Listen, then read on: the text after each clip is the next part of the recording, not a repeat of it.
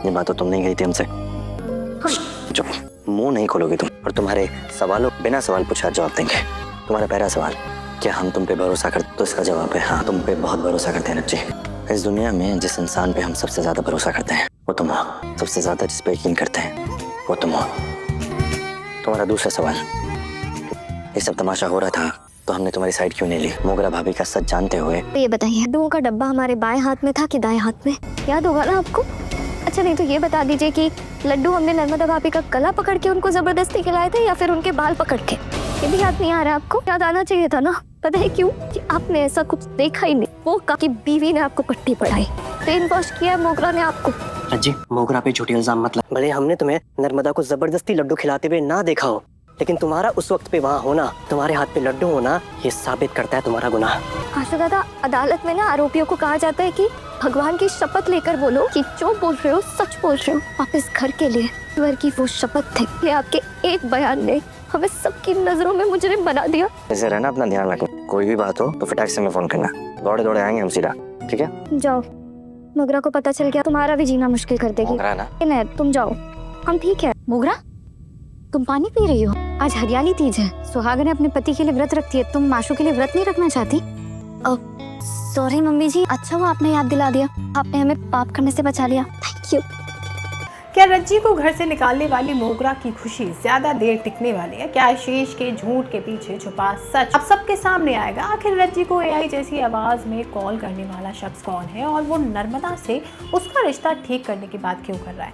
और क्या नर्मदा मोगरा के सामने रज्जी के लिए खड़ी होकर सबको हैरान कर देगी? वही एपिसोड में रज्जी सबसे पहले विद्या से मिलती है और परमिशन लेती है कि जब तक उसे रहने की दूसरी जगह नहीं मिलती वो घर के पास वाले रूम में रह सकती है। वो विद्या को भरोसा देती है कि उसकी वजह से किसी को कोई प्रॉब्लम नहीं होगी और जाने से पहले उसका आशीर्वाद लेती है। रज्जी के जाने के बाद विद्या इमोशनल हो जाती है, लेकिन रज्जी के मन में एक और सवाल है। वो आशीष से पूछती है कि क्या उसने उसे नर्मदा को ज़बरदस्ती लड्डू खिलाते हुए देखा था। आशीष पहले बात घुमाता है, लेकिन रज्जी उसे डायरेक्ट जवाब देने पर मजबूर कर देती है। आशीष झूठ बोलता है कि उसने रज्जी को ऐसा करते हुए देखा था। रज्जी फिर लड्डू बॉक्स और नर्मदा का गला या बाल पकड़ने के बारे में पूछती है। इस सवाल पर आशीष चुप हो जाता है। रज्जी उसे याद दिलाती है कि परिवार उस पर भरोसा करता है और उसे मोगरा की बात सुनकर किसी पर इल्ज़ाम नहीं लगाना चाहिए था। तब नर्मदा आ जाती है और आशीष आखिर सच बोल देता है कि उसने रज्जी को ज़बरदस्ती लड्डू खिलाते हुए देखा ही नहीं था।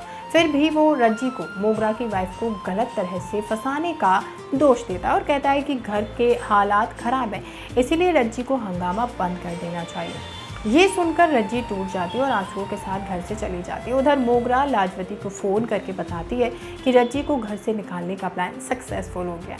लाजवती खुश होकर मोगरा को कहती है कि अब फैमिली पर अपना कंट्रोल और स्ट्रॉन्ग करो। मोगरा कहती है कि महादेव रज्जी को जेल नहीं भेज सका, लेकिन उसका घर से जाना भी उसके लिए काफ़ी है। लाजवती को जब पता चलता है कि रज्जी अभी पास के रूम में है तो वो मोगरा को उसे वहाँ से भी हटाने को कहती है। मोगरा एग्री कर लेती है, तभी नर्मदा वहाँ पहुँच जाती है और मोगरा को शॉक कर देती है। नर्मदा कहती है कि रज्जी को लेकर मोगरा ने पहले भी उसे वार्न किया था, लेकिन उसने बात नहीं मानी। अब उसे डर लग रहा है कि वो मोगरा से कंफर्ट मांगते हुए गले लग जाती है। मोगरा अंदर से घबराती है, लेकिन सामने से उसे संभालने का नाटक करती है। रात को रज्जी को एक परछाई दिखाई देती है और वो रूम से बाहर आती है। सामने धीरज होता है। धीरज कहता है कि उसे रज्जी पर पूरा भरोसा है। वो बताता है कि पहले उसने इसलिए कुछ नहीं कहा क्योंकि वो मोगरा को सच नहीं बताना चाहता था। रज्जी इमोशनल होकर उसे गले लगा लेती है। धीरज रज्जी के लिए खाना लेकर आया है और उसके रूम को सेट करने में भी मदद करता है। जाने से पहले रज्जी को अननोन नंबर से कॉल आता है। कॉलर कहता है कि वो रज्जी और नर्मदा का रिश्ता दोबारा ठीक करवा सकता है। रज्जी और धीरज हैरान रह जाते हैं। रज्जी को आवाज़ आर्टिफिशियल यानी एआई जनरेटर जैसी लगती है। दोनों को मोगरा पर शक होता है, लेकिन वो फिलहाल वेट करने का फैसला करते हैं। वहीं अगले दिन विद्या आशीष के लिए व्रत रखने की बात करती है। नर्मदा भी व्रत रखना चाहती है, लेकिन विद्या उसकी हेल्थ को लेकर मना करती है। नर्मदा इमोशनल होकर कहती है कि वो बस अपने अनबॉर्न चाइल्ड को जिंदा चाहती थी। पूजा के टाइम रज्जी थाली लेकर घर में आती है और मोगरा सबके सामने उसे डांट देती है। प्री कैप में मोगरा नर्मदा को भड़काती है और पूछती है कि क्या वो रज्जी के साथ पूजा करेगी, जबकि रज्जी पर उसके अनबॉर्न चाइल्ड की मौत का इल्ज़ाम है। मोगरा रज्जी पर हाथ उठाने की कोशिश करती है, लेकिन नर्मदा उसके बीच में आ जाती है। बस ये देखकर रज्जी के चेहरे पर मुस्कान आ जाती है। अब सवाल ये है कि क्या नर्मदा सच में रज्जी को एक्सेप्ट करने वाली है?